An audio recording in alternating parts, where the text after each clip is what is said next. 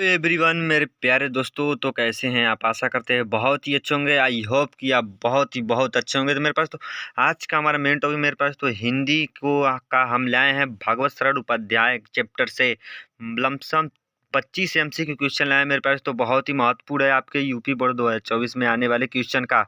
तो मेरे पास तो बहुत ही अति महत्वपूर्ण है, जितना बोल सके उतना ही महत्वपूर्ण है मेरे पास। तो आप पूरा वीडियो शुरू से अंत तक जरूर देखना। अगर आप इस वीडियो पे आते हो तो मेरे पास तो इसमें इतना अच्छा MCQ क्वेश्चन लाए हैं कि आपके यूपी बोर्ड में पक्का इसी टाइप का क्वेश्चन मेरे पास तो हमेशा हर साल पूछता है मेरे पास। तो वो अभी हिंदी का जो 22 फरवरी का आप एग्जाम देंगे तो उसी में का मैंने लाया मेरे पास तो मेन क्वेश्चन आंसर। तो आइए हम अपने मेन टॉपिक क्वेश्चन की तरफ चलते हैं और उसको बोलते हैं। आपको डायरेक्ट उसको आंसर हम आपको बताते हैं मेरे पास। तो जितना ही आप अच्छे से समझेंगे देखेंगे उतना ही अच्छे से आपको कॉन्फिडेंस होगा और याद होगा मेरे पास। तो आइए हम अपने पहले प्रश्न को पढ़ते हैं मेरे पास। तो क्या हमारा पहला प्रश्न है, अजंता की गुफाओं में बने विभिन्न विभिन्न चित्रों का इतिहास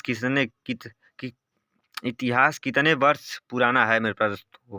तो मेरे पास तो पहला प्रश्न क्या बोल रहा है, अजंता अजंता अजंता की गुफाओं में बने विभिन्न चित्रों का इतिहास कितने वर्ष पुराना है, कितना वर्ष पुराना है मेरे पास। तो हम इसमें हमारा क्या राइट आंसर हो जाएगा। तो मेरे पास तो हमारा क्या हो जाएगा, ऑप्शन नंबर क्या सही हो जाएगा, ग सही हो जाएगा। क्या 2250 वर्ष पुराना है यह अजंता की गुफाओं का चित्र जो बना हुआ है। तो मेरे पास तो पुराना इतिहास है। तो अब आता है क्या हमारा दूसरा प्रश्न मेरे पास। तो देखते हैं ध्यान से।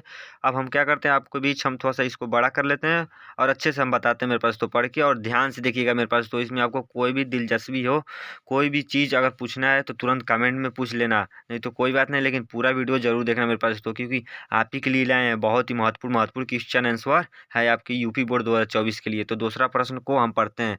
अजंता के चित्रों में यशोधरा और राहुल किस मुद्रा में चित्रित हैं, किस मुद्रा में चित्रित है। तो मेरे पास तो आपका क्या राइट आंसर हो जाएगा, ऑप्शन नंबर ग, चिर चीर निद्रा में चित्रित हैं यह सब अजंता की गुफाओं में।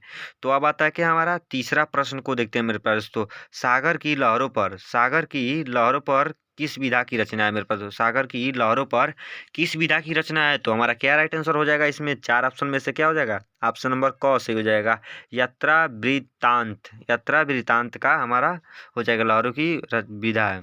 तो अब आता है हमारा चौथा प्रश्न को देखते हैं। ठूंठा आम के रचनाकार हैं मेरे पास।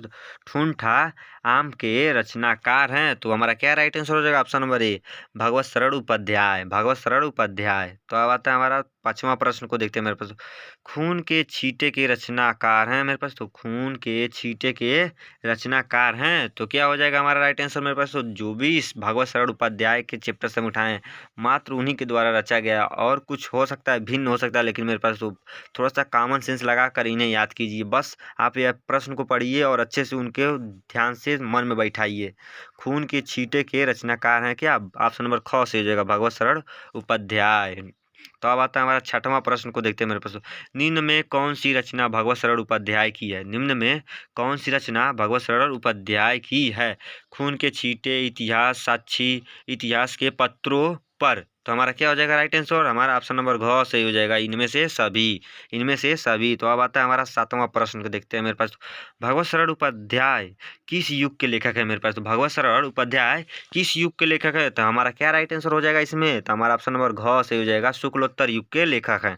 तो अब आता है हमारा आठवां प्रश्न देखते हैं मेरे पास। तो भगवत शरण इसमें लिखा है क्या, सिर्फ भगवत शरण ने लिखा, मतलब उन्हीं का नाम है, मतलब उपाध्याय जी ने निम्न में से कौन से विभाग के अध्यक्ष पद पर कार्य किए, इनमें से कौन से अध्यक्ष पद पर कार्य किए। तो मेरे पास तो क्या हो जाएगा, ऑप्शन नंबर घ से हो जाएगा, पुरातत्व विभाग में काम किए। तो अब आता है हमारा नौवां प्रश्न को देखते हैं मेरे पास। तो निम्न में से भगवत शरण उपाध्याय की रचना कौन सी है, निम्न में से भगवत शरण उपाध्याय की रचना कौन सी है। तो हमारा क्या राइट आंसर हो जाएगा, चार ऑप्शन में से क्या, ऑप्शन नंबर ग से हो जाएगा, सागर की लहरों पर, यही उनकी रचना है। तो अब आता है हमारा 10वां प्रश्न देखते हैं मेरे प्यारे दोस्तों ध्यान से। भगवत शरण उपाध्याय मतलब हम बोल दे रहे हैं की शिक्षा कहाँ तक हुई थी? मेरे पास उनकी शिक्षा कहाँ तक हुई थी? भगवत सरल उपाध्याय की शिक्षा कहाँ तक वो शिक्षा ग्रहण किए थे? तो क्या हो जाएगा ऑप्शन इसमें राइट आंसर? ऑप्शन नंबर ग से हो जाएगा, MA तक वह शिक्षा ग्रहण किए थे। तो अब आता है क्या मेरे पास, तो 11वां प्रश्न को देखते हैं। अजंता पाठ किससे संबंधित है? मेरे पास तो अजंता पाठ किससे संबंधित है मेरे प्यारे दोस्तों? बहुत ही महत्वपूर्ण है। क्या हो जाएगा? ऑप्शन नंबर क से हो जाएगा, पुरातत्व संबंधी है। पुरातत्व संबंधी, यही हमारा पहला राइट आंसर हो जाएगा। बहुत ही अटपट मेरे पास दोस्तों यूपी बोर्ड 2024 में पूछता है। मात्र प्रश्न ही रहेगा आपके सामने ही, वो दिखा ही रहेगा लेकिन आपको समझ नहीं आएगा, इसलिए ध्यान से देखिएगा अच्छे से। तो अब आता है हमारा 12वां प्रश्न को देखते हैं। पद्मलाल बख्शी जी का जन्म कब हुआ था? मेरे पास तो पद्मलाल बख्शी जी का जन्म कब हुआ था? तो इसमें हमारा क्या राइट आंसर हो जाएगा? ऑप्शन नंबर ग से हो जाएगा, 1894 ईस्वी में उनकी जन्म हुआ था। तो अब आता है हमारा 13वां प्रश्न को देखते हैं। मेरे बख्शी जी ने किस पत्रिका का संपादन किया था? मेरे पास तो बख्शी जी ने किस पत्रिका का संपादन किया था? तो हमारा क्या राइट आंसर हो जाएगा? ऑप्शन नंबर क से हो जाएगा, सरस्वती पत्रिका का संपादन किया था। तो अब आता है हमारा 14वां प्रश्न को देखते हैं मेरे पास तो ध्यान से। बख्शी जी को हिंदी साहित्य सम्मेलन द्वारा किस उपाधि से अलंकृत किया गया है? मेरे पास तो बख्शी जी को किस उपाधि से अलंकृत किया गया है हिंदी में? तो हमारा क्या राइट आंसर हो जाएगा? ऑप्शन नंबर क से हो जाएगा, साहित्य वाचस्पति, साहित्य वाचस्पति। तो अब आता है कि हमारा 15वां प्रश्न मेरे पास तो बहुत ही महत्वपूर्ण है। निम्न में से बख्शी जी की कृति कौन सी है? निम्न में से बख्शी जी की कृति कौन सी है? तो मेरे पास तो क्या राइट आंसर हो जाएगा? 4 ऑप्शन में से ऑप्शन नंबर क हो जाएगा, झलमला हो जाएगा। क्या हो जाएगा? झलमला। तो अब आता है हमारा 16वां प्रश्न देखते हैं मेरे पास तो बहुत ही महत्वपूर्ण। रामधरी सिंह का जन्म बिहार में कहाँ हुआ था? रामधरी सिंह का जन्म बिहार में कहाँ हुआ था? तो मेरे पास तो हमारा क्या राइट आंसर हो जाएगा? ऑप्शन नंबर ख से हो जाएगा, मुंगेर में। क्या हुआ था? मुंगेर में उनका जन्म हुआ था। तो अब आता है हमारे पास तो 17वां प्रश्न बहुत ही महत्वपूर्ण है मेरे पास। रामधरी दिनकर जी का निधन कब हुआ था? रामधरी दिनकर जी का निधन कब हुआ था? तो मेरे पास तो कब हुआ था? 1974 ईस्वी में। ऑप्शन नंबर ग सही है, राइट आंसर।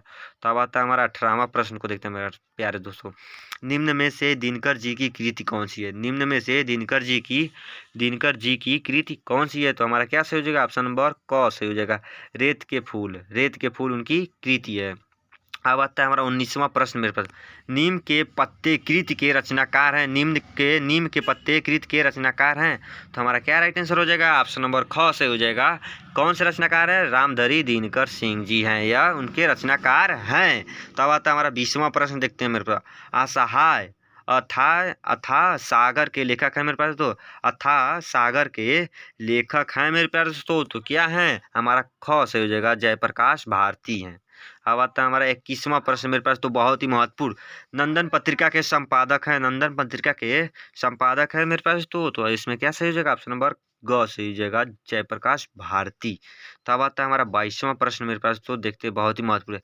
जयप्रकाश भारती का जन्म कब हुआ था? मेरे पास तो जयप्रकाश भारती का जन्म कब हुआ था? मेरे पास तो जयप्रकाश भारती का जन्म कब हुआ था? तो कब हुआ था मेरे पास तो उनका जन्म मेरठ में हुआ था। क्या हुआ था? ऑप्शन नंबर क से हो जाएगा, मेरठ में हुआ था। तो और मेरे पास तो जन्म तो मतलब सन में हुआ है, लेकिन उनका जन्म स्थान है क्या? मेरठ में है। तो अब आता है हमारा 23वां प्रश्न मेरे पास तो बहुत ही महत्वपूर्ण है। इनमें से भारती जी की रचना कौन है? मेरे पास तो इनमें से भारती जी की रचना कौन है? बहुत ही महत्वपूर्ण है मेरे पास तो। क्या राइट आंसर हो जाएगा? तो ऑप्शन नंबर ग से हो जाएगा, बर्फ की, क्या हो जाएगा राइट आंसर? बर्फ की गुड़िया, यही इनका राइट आंसर है, इनकी रचना है। तो आशा करते हैं मेरे पास तो आपको वीडियो बहुत ही अच्छा लगा हो। तो मेरे चैनल पर नए हो तो एक लाइक और सब्सक्राइब जरूर कर देना। तो मिलते हैं नेक्स्ट वीडियो में। जय हिंद, जय भारत, वंदे मातरम दोस्तों।